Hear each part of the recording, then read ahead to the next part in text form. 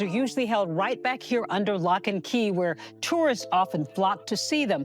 But some are about to be taken out for the coronation. We don't know exactly how or when, because as you can imagine, security around these ancient, priceless objects is pretty tight. She never met her grandmother, but when Lady Gabriella opened the locked vault and saw what Princess Marina had hidden inside, her hands trembled. These weren't just pearls worth millions. Each one held a devastating secret that the royal family kept buried for decades. Really has, Matthew, a day of colour and pageantry here in Edinburgh. We've just seen the last of the marching bands disappearing out of the gates of the Palace of Holyrood House, so everything has come to a close. There was a flypast by the Red Arrows at the end and a 21-gun salute from the ramparts of Edinburgh Castle. One necklace, 372 pearls, and a truth so powerful, it would change everything she thought she knew about love, loss, and the price of wearing a crown. What she discovered that day would shake the monarchy to its core. The exhibit had been months in the making. Lady Gabriella, known to close friends simply as Ella, had worked tirelessly with curators, historians, and family members to bring this vision to life.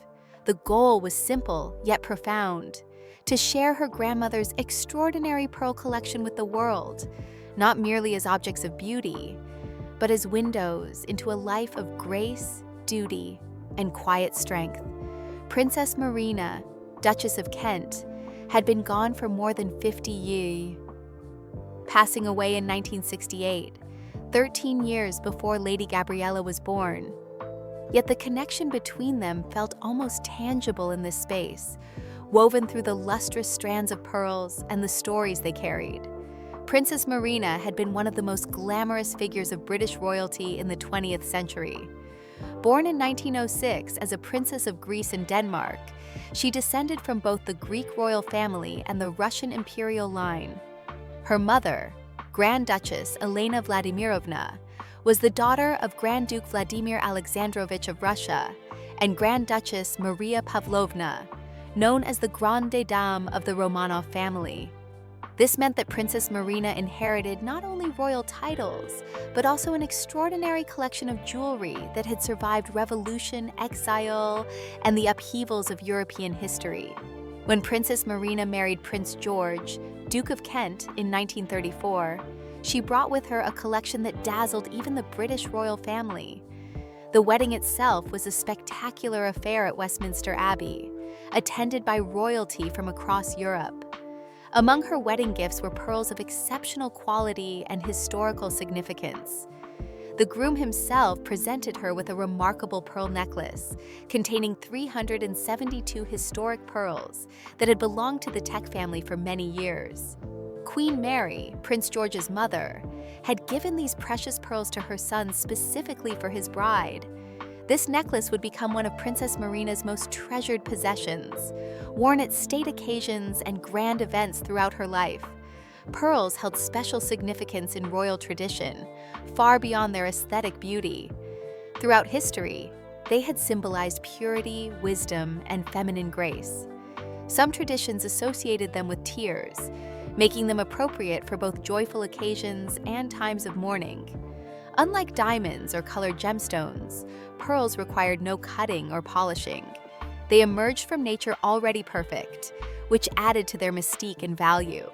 For royal women, pearls were essential to the wardrobe, appropriate for nearly any occasion, from daytime engagements to the most formal state banquets.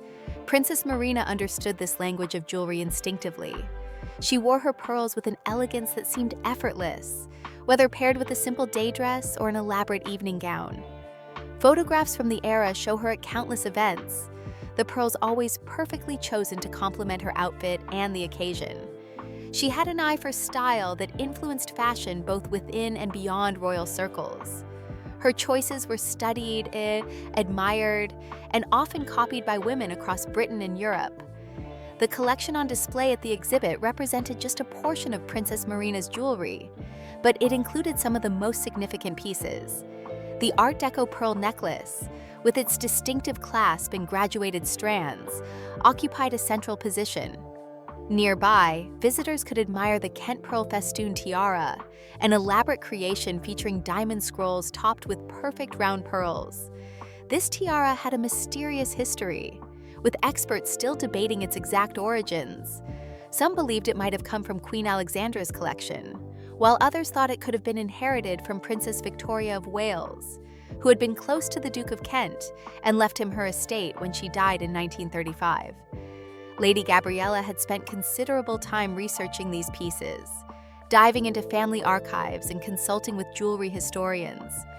She examined old photographs, read letters, and spoke with relatives who remembered Princess Marina wearing these treasures. Her aunt, Princess Alexandra, shared memories and insights that brought the collection to life. Her mother, Princess Michael of Kent, who now wore some of Princess Marina's jewels, provided valuable context about how the pieces had been divided among the family after the Duchess's death in 1968. What struck Lady Gabriella most during her research was not just the monetary value or historical importance of the pearls, but the life they represented. Princess Marina had experienced both tremendous joy and profound sorrow. She had known the glamour of royal life at its peak, but she had also endured tragedy. In 1942, Prince George died in a military air crash in Scotland, leaving Marina a widow at just 35 years old with 3 young children. Despite her grief, she continued her royal duties with dignity, raising her children and representing the monarchy at countless events over the following decades. The pearls had been with her through it all. They had adorned her at her wedding, at coronations, at state visits, and at intimate family gatherings. They had witnessed history being made and had been part of the visual record amid 20th century royalty. After her death, the jewels were divided among her 3 children, the Duke of Kent, Princess Alexandra, and Prince Michael. Each received pieces that they treasured and occasionally wore, keeping their mother's memory alive through these tangible connections to the past. For Lady Gabriella, organizing this exhibit was about more than displaying beautiful objects. It was about honoring a grandmother she wished she could have known, about preserving a legacy that deserved to be remembered and celebrated. In her own life, Lady Gabriella had carved out a path that balanced royal heritage with personal passion. She worked as a writer and contributing editor, contributing to publications like the London Magazine. She served as a board director for the Playing for Change Foundation, a global nonprofit dedicated to music and arts education. She had lived and worked in Latin America, teaching English in Rio de Janeiro, and producing music events in Buenos Aires. As a singer-songwriter, she had released music to raise money for charity. These pursuits might seem far removed from the formal world of tiaras and state banquets, yet they reflected values that Princess Marina herself had embodied: service, creativity, and a commitment to making a positive difference. Lady Gabriella saw the exhibit as an opportunity to show that royal history was not just about ceremony and protocol, but about real people who lived full lives, experienced deep emotions, and left meaningful legacies. As guests began moving through the exhibition space, Lady Gabriella watched their reactions. She saw faces light up with wonder at the beauty of the pieces, saw people lean in close to read the descriptions and historical context, saw younger visitors asking questions about the woman who had worn these treasures. This was exactly what she had hoped for, that her grandmother's story would come alive for a new generation, that people would see Princess Marina not just as a historical figure, but as a woman of substance, style, and strength. The exhibit opening was attended by various members of the extended royal family, lending their support to Lady Gabriella's endeavor. There were also jewelry experts, historians, and members of the public who had a deep appreciation for royal history. The atmosphere was one of celebration and remembrance, a fitting tribute to a woman who had graced the British royal family with such elegance for so many years. The heart of the exhibition lay in the carefully lit display cases, each one telling its own story through the luminous glow of pearls that had adorned one of the 20th century's most elegant royal figures. Lady Gabriella had worked closely with the curators to ensure that every piece was positioned to catch the light just right, allowing visitors to appreciate not only the beauty of the jewelry, but also the craftsmanship that had gone into creating these remarkable works of art. Each display included detailed information cards, historical photographs, and context that brought Princess Marina's world to life for contemporary audiences. The centerpiece of the entire collection was undoubtedly the Art Deco pearl necklace, the very one that Prince George had presented to his bride on their wedding day in 1934. The 372 pearls were perfectly matched in size and luster, creating a harmonious strand that seemed to capture light and hold it. The clasp itself was a work of art, featuring diamonds set in platinum with geometric designs typical of the Art Deco period. These pearls had originated from the Teck family, part of the vast collection amassed by Queen Mary over her lifetime. When she decided to give them to her son for his bride, it was a gesture of both love and acceptance, welcoming Princess Marina into the British royal family. Visitors lingered before this piece, many taking photographs and reading about its journey through history. The necklace had been present at some of the most significant royal events of the mid-20th century. Princess Marina wore it to the coronation of King George VI in 1937, where she appeared alongside other members of the royal family in full ceremonial dress. She wore it again to the wedding of Princess Elizabeth and Prince Philip in 1947, an event that marked the beginning of a new chapter for the monarchy. The pearls had been there when Princess Marina represented the royal family on overseas tours, when she attended state banquets, and when she participated in the countless formal occasions that defined royal life. After Princess Marina's death, the pearl necklace had been inherited by her youngest son, Prince Michael of Kent.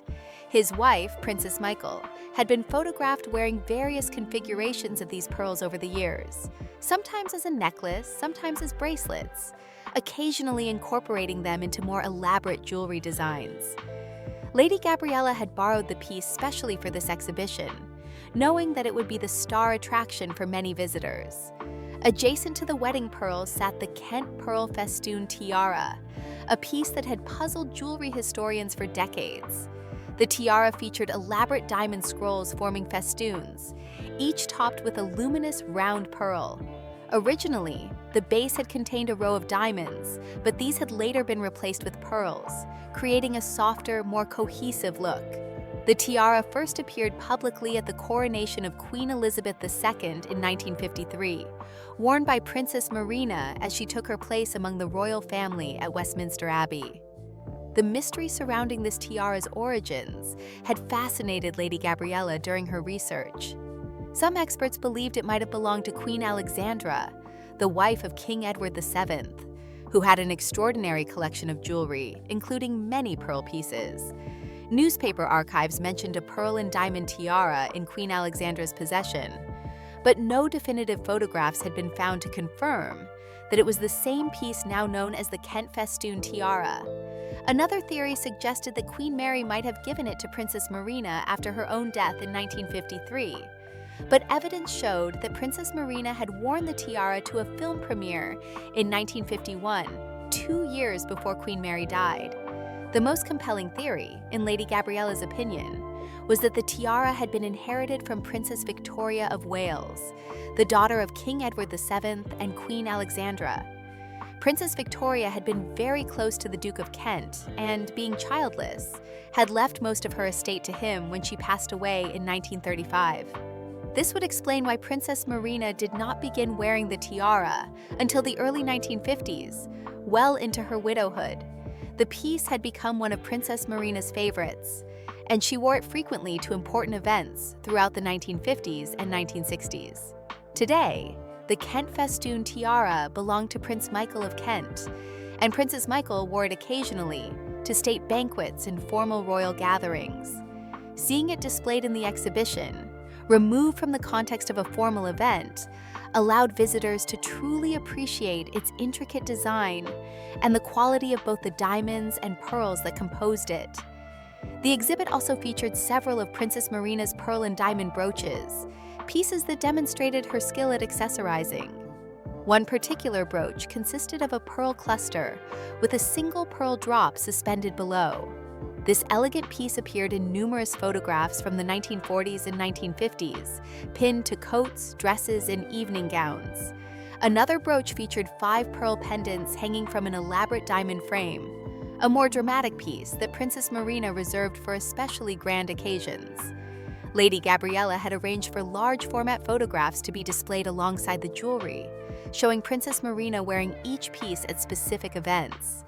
These images provided crucial context, helping visitors understand how the jewelry functioned as part of the visual language of royalty.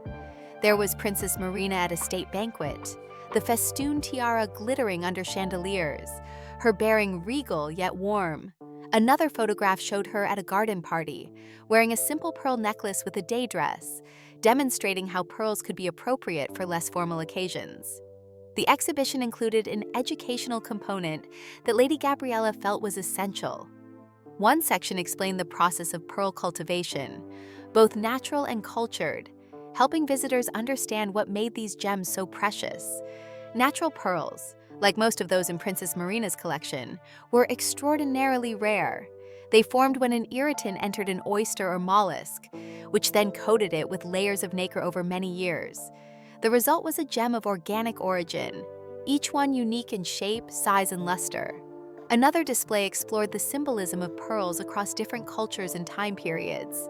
In ancient Rome, pearls were considered the ultimate symbol of wealth and status. In Christianity, they often represented purity and were associated with the Virgin Mary. In Chinese culture, pearls symbolized wisdom gained through experience.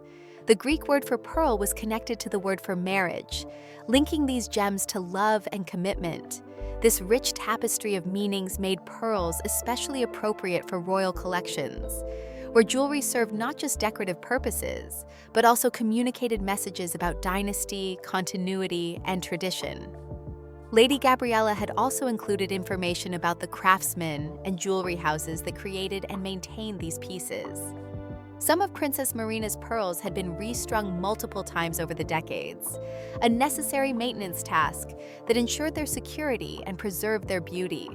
The clasps required regular inspection and occasional repair. Several pieces had been modified over the years, adapted to changing fashions or personal preferences, while still maintaining their essential character.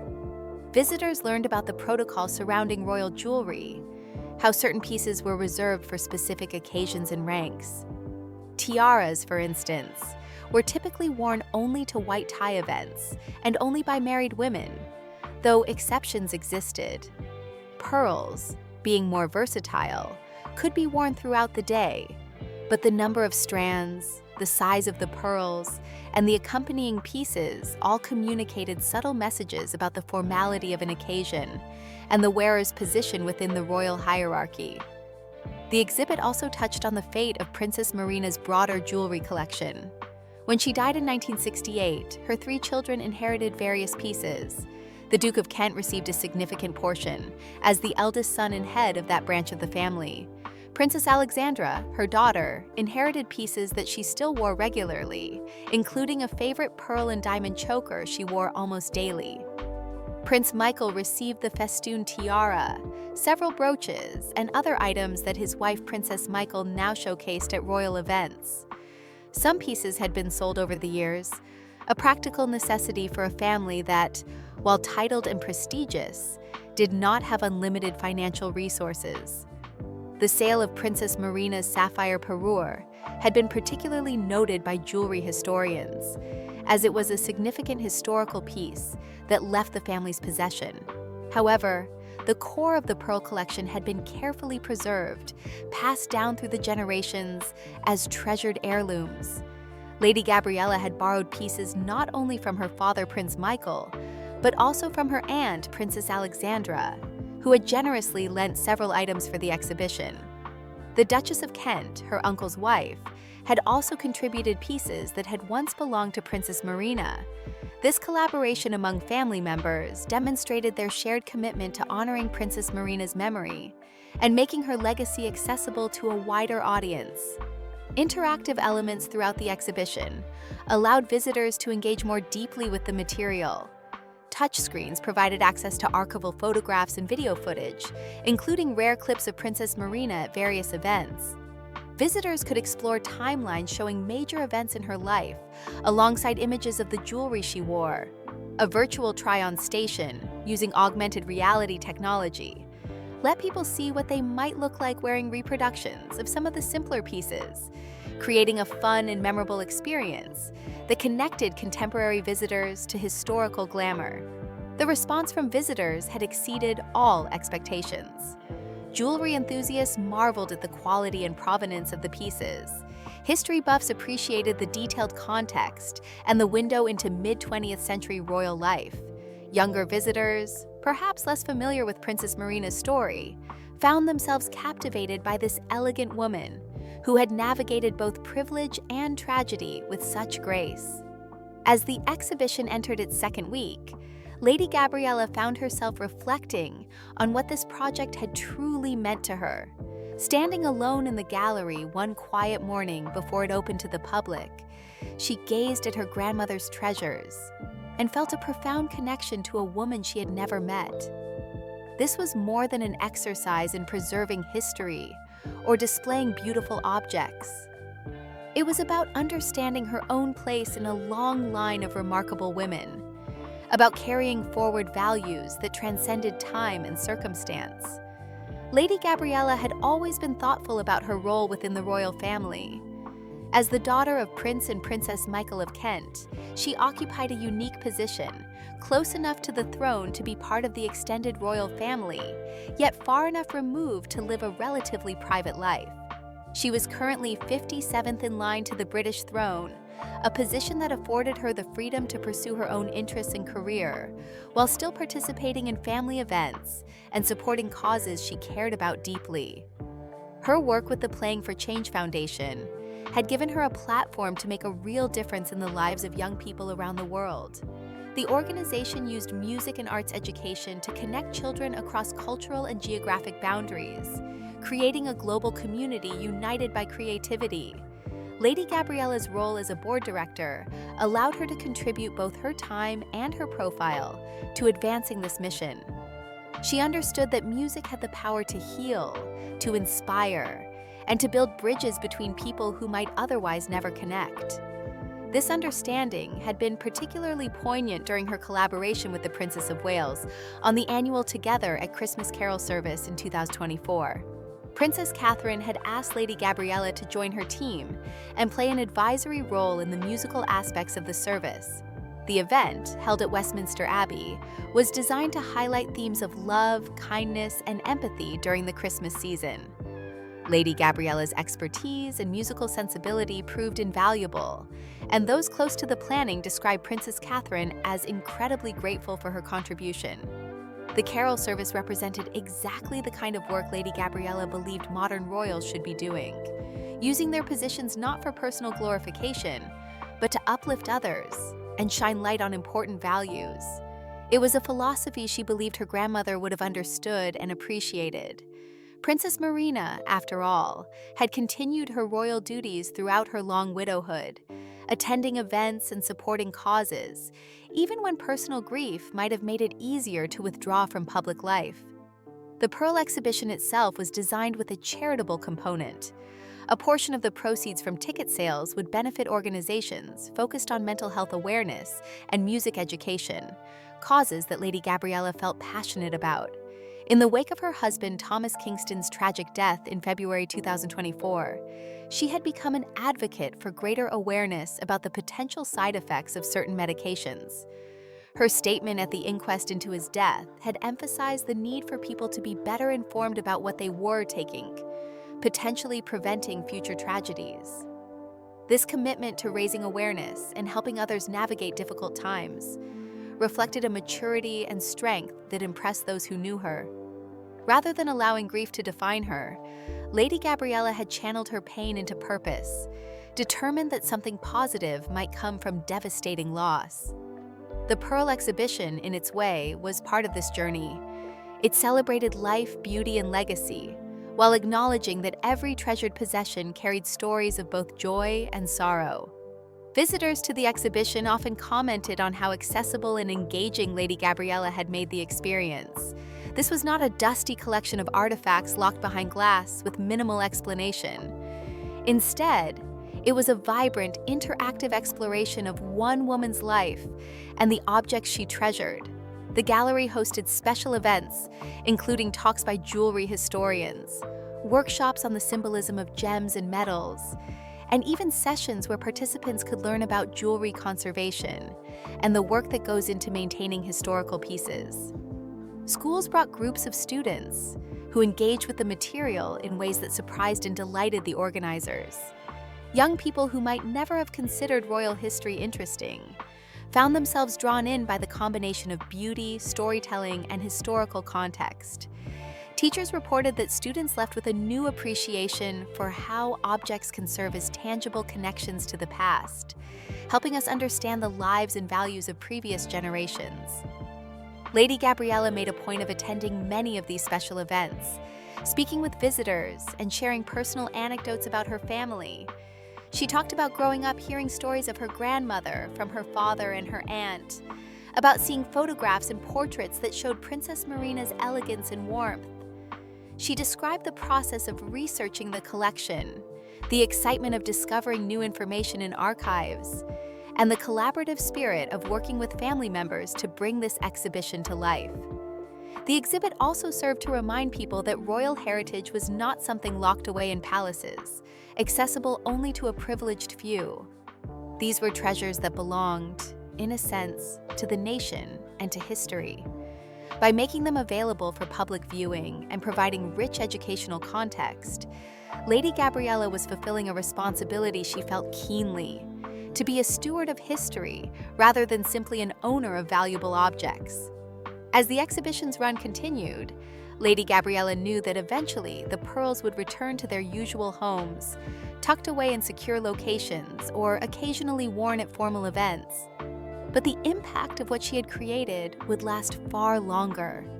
She had given thousands of people a chance to connect with Princess Marina's story, to appreciate the artistry of exceptional jewelry, and to reflect on themes of legacy, memory, and the ways we honor those who came before us. The exhibit had become a bridge between past and present, showing that elegance and grace never go out of style, and that the values embodied by remarkable women can inspire new generations to carry that torch forward into an uncertain future.